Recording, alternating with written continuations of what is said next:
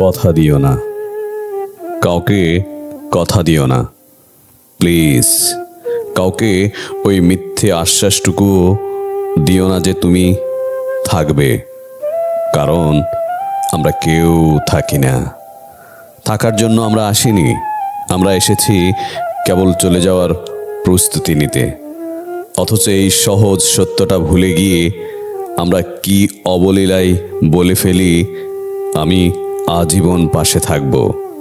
আচ্ছা, আজীবন শব্দটার মানে কি আমরা সত্যি বুঝি, নাকি আবেগের বশবর্তী হয়ে নিজেকে অমর ভেবে ফেলি মুহূর্তের জন্য? তুমি যখন কাউকে কথা দাও, তখন তুমি আসলে তার মনে একটা অপেক্ষার জন্ম দাও। তুমি তার কল্পনার ক্যানভাসে একটা চিরস্থায়ী ঘর বানিয়ে ফেলো। সে ভাবতে শুরু করে, ঝড় আসুক বা তুফান, অন্তত একটা হাত তার মুঠোয় ধরা থাকবে। কিন্তু তুমি জানো না তোমার পায়ের নিচের মাটি কতটা নড়বড়ে।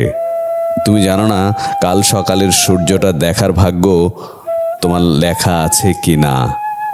একদিন হুট করে যখন সব চুকে বুকে যাবে, যখন তোমার বুকের ভেতরের ধুকপুকানিটা আচমকা থেমে যাবে, সেই দিন তোমার ওই দেওয়া কথাগুলো এক একটা ধারালো কাঁচের টুকরো হয়ে তার বুকে বেঁধবে। তুমি তো চলে যাবে নিশ্চিন্তে অনন্ত ঘুমের দেশে, কিন্তু যে মানুষটা তোমার কথার উপর ভরসা করে পৃথিবী সাজিয়েছিল, তার কি হবে? সে তো রোজ মরবে। তোমার রেখে যাওয়া শূন্যতার চেয়েও তাকে বেশি পোড়াবে তোমার দেওয়া ওই না রাখতে পারা কথাগুলো। আমাদের জীবনটা তো একটা স্টেশনের ওয়েটিং রুমের মতো। ট্রেন আসবে, আমাদের উঠতে হবে, চলে যেতে হবে। এখানে কারো হাত শক্ত করে ধরে রাখার অধিকার আমাদের দেওয়া হয়নি।